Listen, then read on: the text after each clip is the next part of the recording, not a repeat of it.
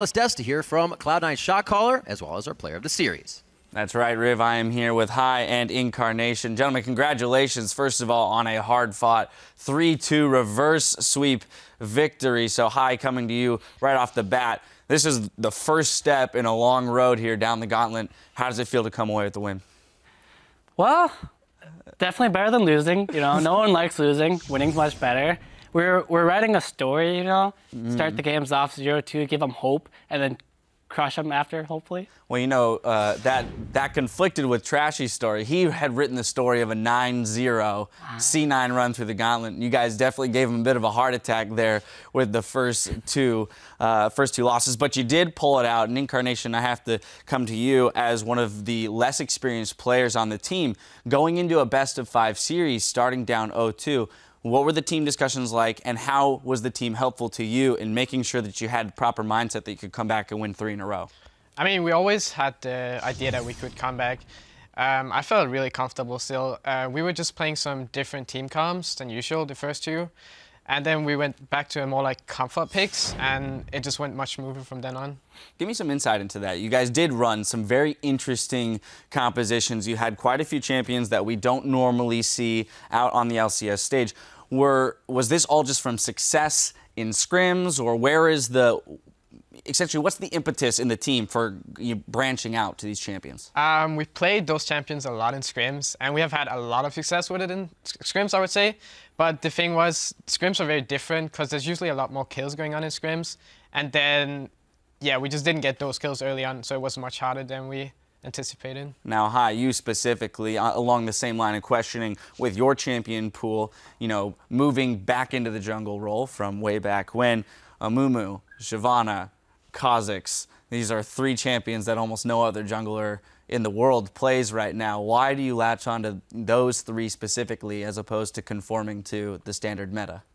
Well, I want to say we did really well with Amumu in scrims, okay? I think our team comp was unideal with Amumu. I'd like ulti people, but no one would die because, you know, we didn't have damage or we were too behind one or the other. But I swear he's good.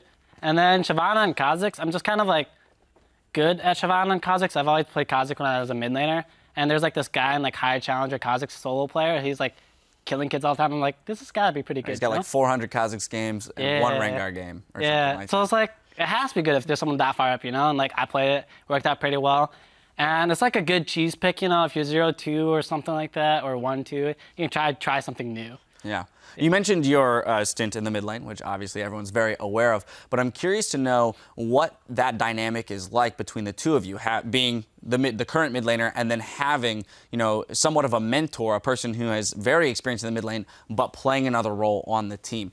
Has that, you know, helped you grow tremendously, this split? Yeah, I would say it helps me a lot having Hai as a jungler, because he used to be a mid laner, so he knows like what I need and how to help me in certain situations, so it definitely makes it a lot easier for me to play. I mean, it definitely shows, as you are or were made aware while you're getting mic'd up, that you were awarded player of the series. I have to imagine, too, that now if we look forward to the next best-of-5 series, that gives you a lot of confidence as an individual going into matchups against Gate and following with Phoenix.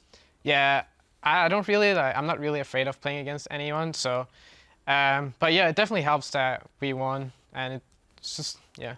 Well, yeah, it always helps that you win. That's at least what gets you to the next game, that's for sure. Now, something that we were touching on, you know, earlier in the day is the fact that the Gauntlet is a new format, Hai, where you're going to have to play multiple best-of-5 series in a row. And you did have to play the full 5 games today, somewhat stressful.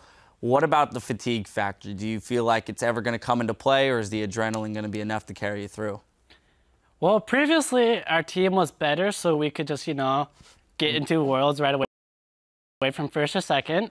So I think it's a good thing for us that we're in the Gauntlet. It allows us to build as a team and basically learn how to play a best-of-5, since we haven't had the opportunity to do that yet with the current roster. And if we can't beat Team Liquid and Tip, like, I don't even want to go to Worlds anyway, because like I would just go there and get smacked. So like if we can't beat these teams, then there's no reason we should be at Worlds. So I want to like prove that our team is good and prove that we deserve to be there. And what better way than that to do 3 best-of-5s in a row? So Can't argue with that logic. Now, specifically looking at the next 2 best-of-5s, Incarnation, you have had the opportunity after watching the playoffs to see both of these teams play a fair number of games. Do you feel like the team is equipped with enough information that you can go into these series and know exactly what weaknesses to attack? Yeah, I definitely feel like we will be prepared for these games.